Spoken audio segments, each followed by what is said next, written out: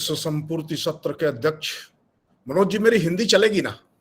अरे सर, दौड़ेगी चलेगी नहीं, दौड़ेगी सर। संपूर्ति सत्र के अध्यक्ष मेरे मित्र और अग्रज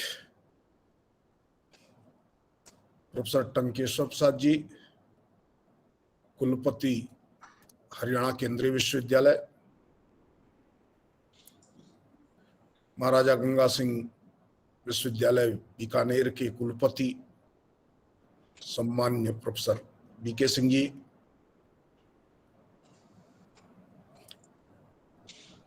बंधु मित्र और वस्तुतः बुद्ध की पदावली में, बौद्ध पदावली में कहा जाए तो कल्याण मित्र प्रोफेसर अग्रवाल, उपस्थित सभी विद्वत्गण, कल से मैंने इस सेमिनार को विशेष रूप से सुनने की कोशिश की और तरंग पर भी अच्छी चर्चा हो सकती है, इसका पहले तो इसने विश्वास दिलाया है। Thank you sir. यूं तो वेबिनार कोरोना के कालखंड में आए हुए सन्नाटे को तोड़ने की एक कोशिश मात्र थे, लेकिन इस वेबिनार ने हम गंभीर और फलप्रद चर्चा कर सकते हैं, उचित दिशा में विमर्श कर सकते हैं, इसका विश्वास दिलाया है। सबसे पहले इस वेबिनार की जो यह सफलता है, इसके लिए मैं सभी आयोजकों को, दोनों विश्वविद्यालयों के अंग्रेजी विभाग को बधाई देता हूं और फिर बधाई देता हूं कि 2 दिन एक ऐसे विषय पर चर्चा जिसके बारे में सोचना भी कठिन होता है कि ट्रांसलेशन दुनिया में किसी राष्ट्र की आजादी के लिए, उसको उसकी सभ्यता दृष्टि के परिवर्तन के लिए, उसके जागरण के लिए एक विधा के रूप में योगदान कर सकता है, ये बात भी सोचा जाना आसान नहीं है। ट्रांसलेटेड पुस्तकों का योगदान रहा है, ये तो दुनिया मानती रही है, लेकिन एक ट्रांसलेशन की पूरी प्रक्रिया एक सिर्फ विद्यास्थान नहीं है, एक डिसिप्लिन नहीं है, या एक ऐसी टेक्नोलॉजी नहीं है जिससे एक भाषा से दूसरे भाषा में ज्ञान का अंतरण हो रहा है, अपितु यह सभ्यता की निर्मिति, जीवन प्रणाली की निर्मिति है। यह एक प्रकार की सभ्यता को ढकते हुए दूसरे प्रकार की सभ्यता को उत्पन्न करने का तरीका है। जबकि दुनिया का इतिहास जब देखा जाए, विशेष करके साम्राज्यवाद और उपनिवेशवाद का इतिहास देखा जाए, तो इसने बड़ी भूमिका निभाई है। लेकिन ये समझ में तभी आता है जब कोई सभ्यता बहुभाषिक होती है। अगर बहुभाषिकता न हो तो ये बात समझ में नहीं आएगी। मैं फिर आपका ध्यान लैटिन अमेरिका के देशों की तरफ दिलाना चाहूंगा कि जब स्पेनिश लोग वहां गए थे पोप के बंटवारे में हिस्सा लेकर के, उस देश से व्यापार करने, तिजारत करने, वहां धर्म का प्रचार करने के लिए मिशनरीज गए थे, तो जब गए होंगे तो वहां उनकी कोई भाषा तो रही होगी, कोई सभ्यता तो रही होगी, कोई आस्था प्रणाली तो रही होगी, कोई जीवन प्रणाली तो रही होगी। लेकिन आज न उनकी वह आस्था प्रणाली है, न उनकी जीवन प्रणाली है। अगर वो छोटे छोटे समूहों में बंटकर के, कबीलों में बंटकर के, ट्राइब्स के रूप में अपना जीवन सहस्त्रों वर्षों से चला रहे थे, तो उन्होंने कोई विशिष्ट पहचान तो रखी होगी। लेकिन न आज उनकी भाषा है, न उनकी आस्था प्रणाली है, न उनकी सभ्यता दृष्टि है, कुछ भी नहीं है।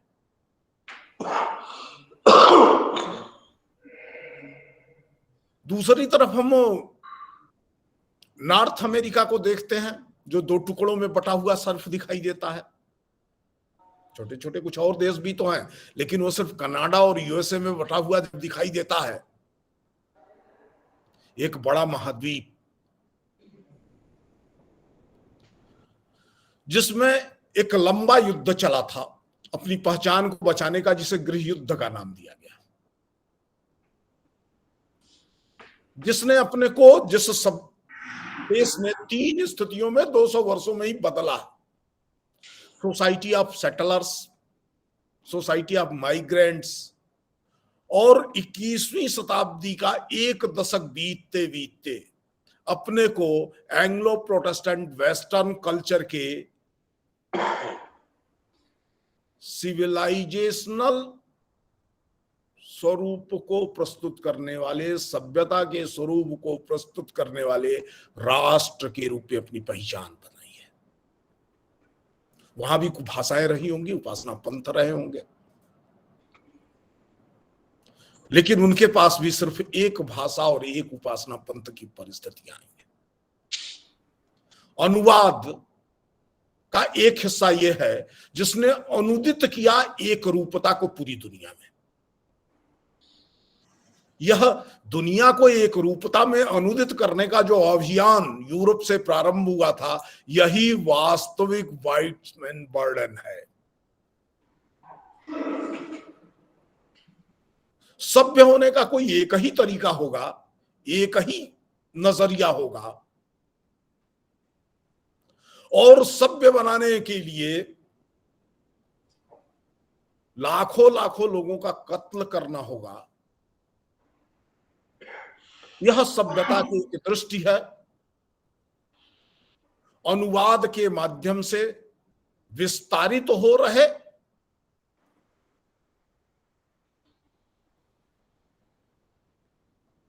समाज में ये संभव नहीं था, इसलिए दुनिया के उन देशों में उनकी भाषा, उनकी सभ्यता दृष्टि, उनकी जीवन प्रणाली को परिवर्तित कर दिया गया। भारत पर आक्रमणों का इतिहास और भारत पर भाषाई आक्रमण का इतिहास भी बहुत पुराना है। जब सिकंदर भारत आया होगा, कितना भारत आया था वो विषय अलग है इतिहास का, लेकिन जितने भी भारत के हिस्से में आया था तो भारत की भाषा सीख करके नहीं आया था। और ये पक्का है कि मेगास्थनीज जो एम्बेसडर के रूप में भारत में लंबे समय रहा था और दुनिया में सबसे प्रामाणिक प्राचीन भारत को समझने के लिए उसकी फ्रेगमेंटेड टूटी हुई किताब उदाहरण के रूप में मानी जाती है, वह भाषाओं में कभी अनुदित नहीं, वो भारतीय भाषाओं में अनुदित नहीं हुई, इसलिए उसकी सभ्यता की जो समझ थी भारत की, वो भारतीयों को प्रभावित नहीं कर सकी।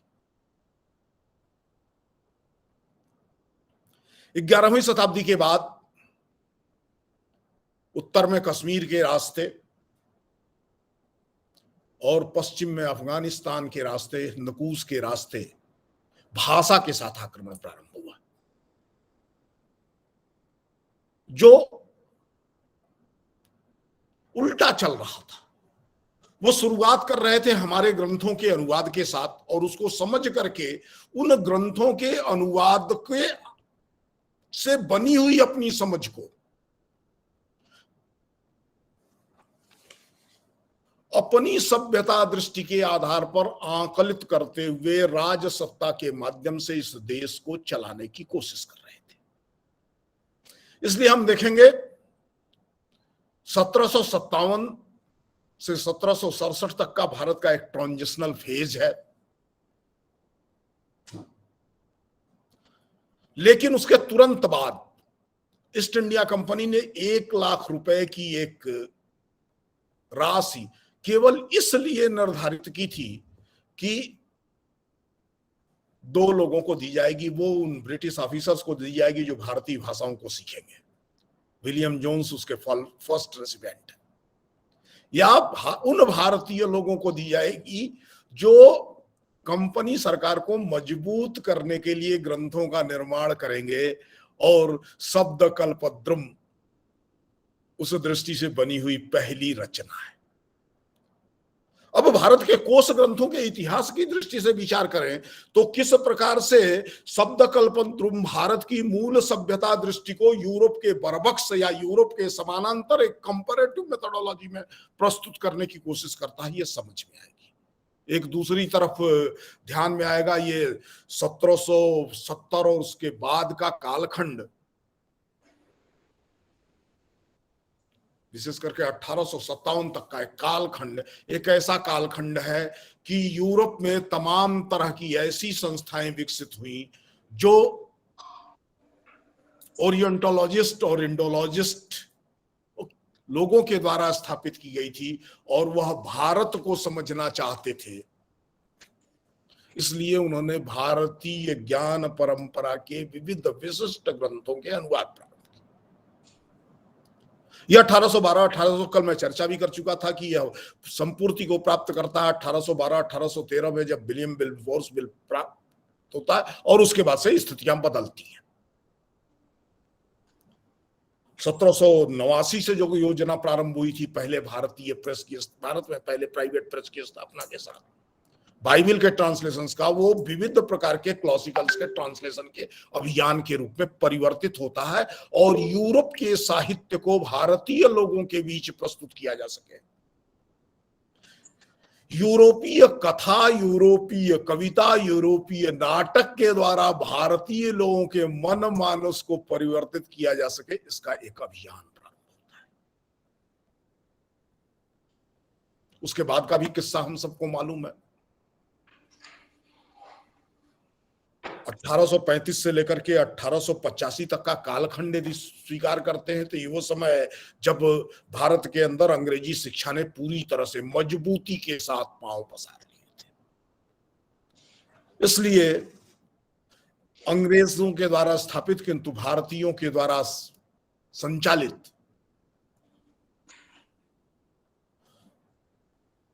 इंडियन नेशनल कांग्रेस के प्रथम अधिवेशन से लेकर के 1930 के अधिवेशन तक ऑफिशियल लैंग्वेज भी अंग्रेजी रही। फंक्शनल लैंग्वेज तो थी ही, ऑफिशियल लैंग्वेज भी अंग्रेजी रही। यह 1930 में मुकम्मल आजादी के घोषणा के बाद ऑफिशियल लैंग्वेज का सिद्धांत बदला, लेकिन अनुवाद वस्तुतः भारत को सही ढंग से किस रूप में प्रस्तुत करने का था, इसको भी ध्यान देना चाहिए कि ऐसा नहीं था कि इस अनुवाद के द्वारा भारत मिसरिप्रेजेंट हुआ या इस अनुवाद के द्वारा केवल भारत को में कॉलोनिज्म का विस्तार हुआ। जब भगवत गीता का गलत सलत ट्रांसलेशन प्रस्तुत हुआ था, उसके आधार पर भारतीय समाज को समझने की जो कोशिश हुई थी, और बाद में तिलक ने जब गीता रहस्य के रूप में लिखा और उसका ट्रांसलेशन पूरी दुनिया को प्राप्त हुआ, उसके बाद से भारतीय तत्व दर्शन के बारे में जो दृष्टि बदली थी उसको समझना होगा। इंडियन फिलोसफी क्लोज सिस्टम है, इस प्रकार की अवधारणाएं पूरी दुनिया में चल रही थी और क्लोज सिस्टम उन्हें बनाना था। कल भी मैंने चर्चा की थी, बहुत सारी अवधारणाएं अनुवाद के माध्यम से गढ़ दी गई, जिसमें सिक्स सिस्टम यह अवधारणा भारतीय दर्शनों के लिए, इंडियन फिलोसफीज के लिए एक ऐसी अवधारणा थी जो गढ़ी हुई अवधारणा थी। भारत में दर्शन तो थे लेकिन 6 ही दर्शन थे। इस प्रकार का सिद्धांत को विकसित किया गया उस देश में जहां 17-18 दर्शनों के संग्रह ग्रंथ 1000 वर्ष पहले उसके लिखे जा चुके थे। वहां षड दर्शन की अवधारणा लाई गई और षड दर्शन के रूप में उन दार्शनिक निकायों को, स्कूल्स को ही प्रस्तुत किया गया जो वस्तुतः क्लोज दिखाई दे रहे थे। अपने अनुवाद के माध्यम में विवेकानंद ने उस दृष्टि को बदला और कहा वेदांत की अवधारणा कोई बद्धमूल अवधारणा नहीं है, कोई बंद अवधारणा नहीं है, किसी इतिहास के कालखंड में समाप्त हुई गई अवधारणा नहीं है, ये निरंतरता की अवधारणा है। यह अनुभूतियों के निरंतर पुनर्व्याख्यान की अवधारणा है और यह वेदांत के ग्रंथों के अपने अनुवाद के द्वारा उन्होंने प्रस्तुत किया।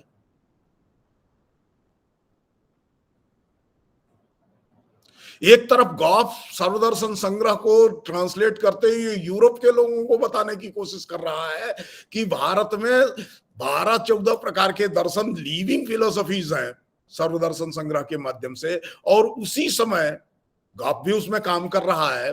सेक्रेड बुक ऑफ ईस्ट के इस महान अभियान में इंडियन फिलोसफीज को 6 सिस्टम के रूप में बताने की कोशिश हो रही है।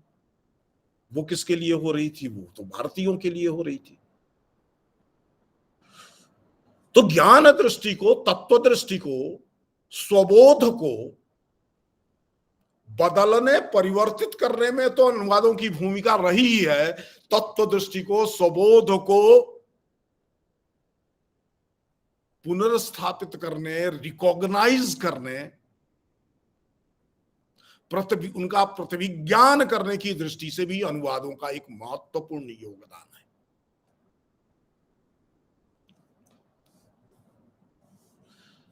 अब अनुवादों के योगदान किस प्रकार से है कि यह बहुत महत्वपूर्ण बात है कि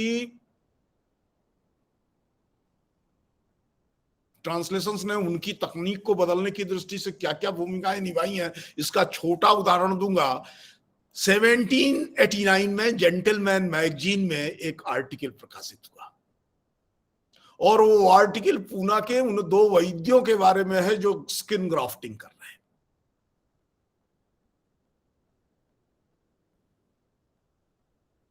ये एक दूसरी आर्टिकल उसके 2 वर्ष बाद प्रकाशित होती है जो नाक को बनाने की, नाक को ठीक करने की, टूटी हुई हड्डियों के कारण से फैल गई नाक को फिर से सुडौल बनाने की सर्जरी का है। अपने लिए ट्रांसलेशन का उपयोग उस कालखंड में इस दृष्टि से हुआ था कि भारत की जो ज्ञान परंपरा है, उस ज्ञान परंपरा में जो व्यवहार्य है वो लेना है, और हमारे लिए जो ट्रांसलेशन का उपयोग हो रहा था, हमें बाइबल का ट्रांसलेशन करके दिया जा रहा था, हमें बाइबल के विविध इंटरप्रिटेशंस का ट्रांसलेशन करके दिया जा रहा था, हमें पॉलिटिकल साइंस की उन किताबों का ट्रांसलेशन करके दिया जा रहा था जिन किताबों के सिद्धांत ने आज तक यूरोप की अंदरूनी राष्ट्रीय समस्याओं के समाधान में कोई उल्लेखनीय भूमिका निभा दी हो, ऐसा लगता नहीं है।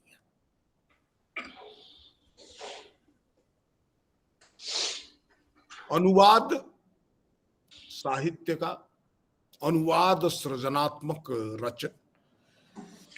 लेखन का, यह किसी समाज को समझने के लिए आवश्यक तो है, लेकिन सभ्यता की निर्मित के लिए अनुवाद किसी भी समाज की ज्ञान परंपरा में जो विशिष्ट है उसकी दृष्टि से आवश्यक होता है। मजेदार बात है कि इंडोलॉजिस्ट और ओरिएंटलिस्ट के रूप में यूरोप ने भारतीय ग्रंथों के जो अनुवाद की परंपरा प्रारंभ की, वह भारतीय समाज को यूरोपीय लोग समझें और तदनुसार उनकी नीतियां बने, इस दृष्टि से तो थी, किंतु भारतीयों को यूरोप की ज्ञान परंपरा से भारतीय भाषाओं में परिचय प्राप्त हो सके, इसका प्रयास नहीं किया गया। इसलिए मैंने 2 बातें कही थी। यह कार्य उनको वहां करने की जरूरत नहीं थी, लैटिन अमेरिकी देशों में करने की जरूरत नहीं थी, नॉर्थ अमेरिकन देशों में भारत उनकी ज्ञान परंपराओं का अनुवाद उनको समझने के लिए करने की जरूरत नहीं थी, क्योंकि उनका जो कुछ था वो थोड़ा प्रिमिटिव लेवल पर था। वह एक उन्नत सभ्यता यूरोप के समान नहीं थी, लेकिन भारतीय सभ्यता दृष्टि, भारतीय ज्ञान दृष्टि यूरोप के समान ही नहीं उससे बेहतर थी, और इसी नाते उनका आना हुआ था और बार बार कोशिश हो रही थी उनकी आने की।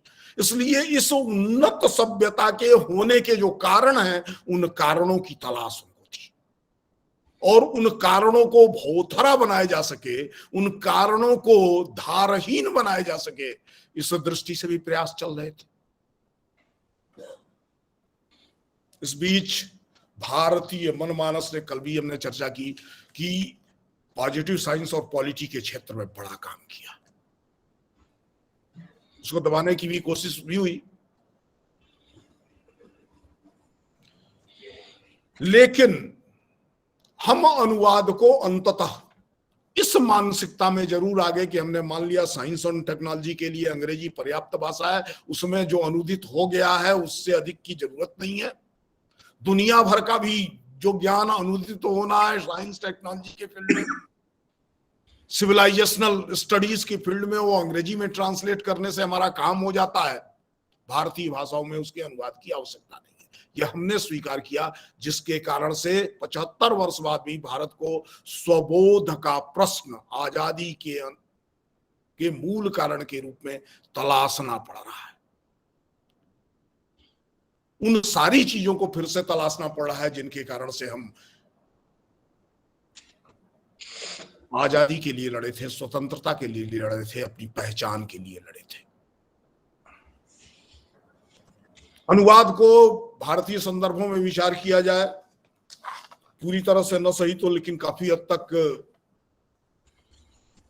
अध्येता सहमत होंगे कि हमने अनुवाद के क्षेत्र में भारतीय भाषाओं में यूरोपीय साहित्य का अनुवाद किया है, सृजनात्मक लेखन का अनुवाद किया है, लेकिन सभ्यता की निर्मित जिनके आधारों पर होती है वह केवल साहित्य और कला नहीं है। संस्कृतियां अभिव्यक्त इसके माध्यम से होती है, लेकिन सभ्यताओं के निरंतर संघात के आधार पर जो संस्कृति बनती है उसकी अभिव्यंजना होती है। सभ्यता की निर्मित हमारे लाइवलीहुड के साधनों से होती है, हमारे नित्य प्रकृति के साथ हो रहे संघर्ष से होती है, प्रकृति को निरंतर मनुष्य के उपयोग बनाने के मनुष्य के यत्न से होती है, जिसे पॉजिटिव साइंसेस के रूप में, लाइफ साइंसेस के रूप में, जिसे टेक्नोलॉजी के रूप में समझा गया है। और इस दिशा में अनुवाद की प्रक्रिया के न प्रारंभ होने के कारण से हम आजाद देश के रूप में भी कॉलोनियल माइंडसेट से मुक्त राष्ट्र के रूप में अपनी पहचान नहीं बना सके। दुनिया में जिन्होंने अनुवाद के इस रास्ते को अपनाया था उन कुछ राष्ट्रों की चर्चा करके मैं अपनी बात को पूरा करूंगा। हमारे पड़ोस में एक देश है जिससे हमारी बड़ी शत्रुता सी स्थिति भी है, चीन। 1949 में वो उदित होता है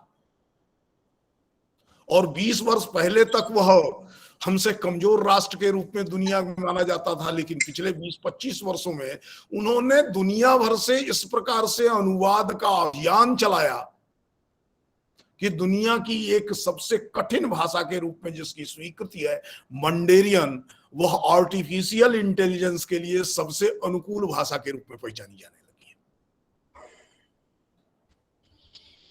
These all were done through translation. आज दुनिया का सकल ज्ञान मंडेरियन में उपलब्ध है और उसके नाते उनकी जो विश्व सभ्यता में स्थिति बनी है उसकी चर्चा करने की आवश्यकता नहीं है। 1949 में ही एक और राष्ट्र उदित होता है, उसके पास तो अपनी जमीन भी नहीं थी, कुछ वर्ग मील जमीन पर उदित हुआ राष्ट्र आज पूरी दुनिया के लिए एक आदर्श के रूप में सामने आया है, इजराइल। उसकी अपनी भाषा भी लुप्त हो गई थी, कुछ दर्जन लोग जानने वाले थे। उन्होंने हिब्रू के अंदर दुनिया का समस्त साहित्य आएगा और हम जो सोचेंगे वो हिब्रू के माध्यम से सोचेंगे, हमारे लोग जो पढ़ेंगे वो हिब्रू के माध्यम से संपूर्ण दुनिया के बारे में पढ़ेंगे। और आज हम सब जानते हैं नोबेल लॉरेट्स की तो वहां बड़ी परंपरा रही है यहूदियों के बीच, लेकिन आज दुनिया में प्रतिवर्ष सर्वाधिक पेटेंट कराने वाले राष्ट्र के रूप में भी उसकी पहचान है, एक ताकतवर राष्ट्र के रूप में भी पहचान है, एक सभ्य राष्ट्र के रूप में पहचान है, एक सशक्त राष्ट्र के रूप में पहचान है। भारत की बहुभाषिकता भारत की ताकत रही है और ये कोई नई ताकत नहीं रही है। वेदों के काल से हम कहते रहे जन्म बिभ्रति बहुधा विवाचसम नाना धर्माणम पृथ्वी बहुधा पांथिकता और बहुभाषिकता, यह भारत भूमि का वैशिष्ट्य रहा है। इस वैशिष्ट्य को भारत की ताकत के रूप में, भारत की शक्ति के रूप में प्रस्तुत करने का कोई तरीका हो सकता है तो वह तरीका अनुवाद ही है। लेकिन अनुवाद पराये लोगों के द्वारा, पराई दृष्टि के द्वारा जब होता है तो परिणाम नहीं देता है। परिणाम कब देता है, इसके लिए 3 अनुवादों की चर्चा करूंगा। एक अनुवाद जिसकी कल भी बहुत चर्चा हुई थी, गुजराती में लिखा हिंद स्वराज, और गांधी ने खुद अनुदित किया उसे।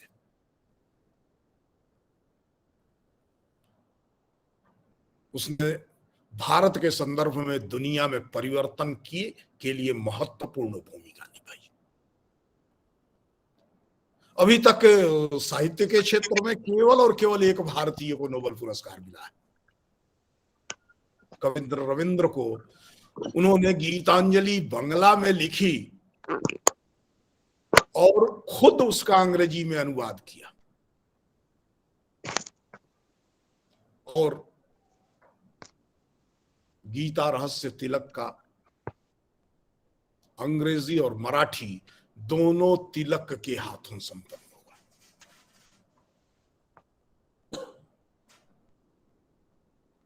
वैसे तो अरविंद का साहित्य सामने दिखाई देता है, जिसने भारत को, भारतीय दार्शनिक परंपरा को यूरोप के लोगों को ठीक ढंग से प्रस्तुत किया। विवेकानंद के बारे में हम चर्चा कर चुके हैं। अर्थात जब भारतीय लोगों ने अपने को बताने के लिए और अपने को बदलने के लिए या दुनिया को समझने के लिए अनुवाद के कार्य प्रारंभ किए हैं, स्वबोध के साथ, स्वदृष्टि के साथ, स्वाधिष्ठान पर अधिष्ठित होकर के, तो परिवर्तनकारी परिणाम आए हैं। ये कुछ किताबें भारत को बदलने की किताबें अगर हो सकती हैं, तो यदि हम भारतीय मनमानस के साथ अनुवाद को, जो पूरी दुनिया में परिवर्तन का साधन तो रहा है, इसमें कोई संशय नहीं है। दुनिया आज एक रस दिखाई दे रही है, व्हाइट मैन कल्चर की दृष्टि से यूनिवर्सल दिखाई दे रही है। तो इसका कारण सबसे बड़ा अनुवाद है। अनुवाद का तात्पर्य, ट्रांसलेशन का तात्पर्य पाठ से परे जाना नहीं है, पाठ के साथ जाना है।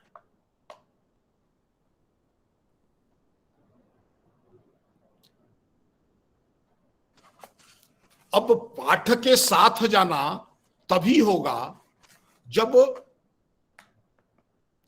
जो तत्व दृष्टि है किसी भी प्रकार के लेखन में, उस तत्व दृष्टि के साथ कोई सातत्य बनता है, कोई कॉन्टिन्यूटी बनती है।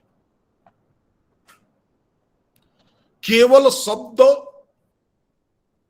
केवल वाक्य, केवल शब्दार्थ और वाक्यार्थ के अनुवाद से पंक्तियों के बीच, बिटवीन द लाइंस, जो सभ्यता और संस्कृति का अर्थ होता है वह छूट जाता है और चेतना को प्रभावित नहीं करता है, झंकृत नहीं करता। भारत में अंग्रेजी में अनुवाद या अंग्रेजी से अनुवाद, भारतीय भाषाओं में अनुवाद, इस दृष्टि से कल भी मैंने कहा था कि जब उन्हें बाइबिल का सही सही ट्रांसलेशन करने की जरूरत थी, तो उन्होंने एक बार बाइबिल को संस्कृत में ट्रांसलेट किया और भारतीय भाषाओं के लिए उसी संस्कृत ट्रांसलेशन को सोर्स लैंग्वेज में रख करके अन्य भारतीय भाषा, सोर्स लैंग्वेज मान करके अन्य भारतीय भाषाओं में अनुदित किया। क्योंकि भारत को समझना, भारत में स्थिति बन सके उनकी, इसके लिए इस प्रकार की आवश्यकता थी। हमें अनुवाद की दृष्टि से अनुवाद वैचारिकी की भाषा क्या होनी चाहिए, अनुवाद के उद्देश्य क्या होने चाहिए, इसको समझने की आवश्यकता है। अभी तक भारत जितना प्राप्त कर सकता है अनुवाद के माध्यम से, वो प्राप्त करने में कोई अनुवाद की वैचारिकी या उद्दिष्ट भारतीय लोगों के द्वारा निर्धारित किया हुआ नहीं है। यद्यपि भारतीयों ने उसका प्रयोग करके श्रेष्ठतम परिणाम तो दिए हैं, इसलिए यदि हम भारतीय लोगों के द्वारा निर्धारित प्रविधि, वैचारिकी और उद्दिष्ट को सामने रख करके अनुवाद की अभियान को प्रारंभ करें, अनुवाद की दृष्टि को प्रारंभ करें, तो शायद एक बेहतर परिणाम आएगा। भारत की राष्ट्रीय शिक्षा नीति 2020 इस दृष्टि से बहुत आसान्वित है, अनुवाद के कार्य को एक महत्वपूर्ण कार्य के रूप में प्रस्तुत कर रही है, और उस महत्वपूर्ण कार्य को प्रस्तुत करने की दिशा में आजादी के अमृत महोत्सव को अभिलक्ष्य करके कॉलोनियल पीरियड के अनुवाद कार्यों का मूल्यांकन और उनका भारत की आजादी, भारत के स्व के जागरण में उनके योगदान की एक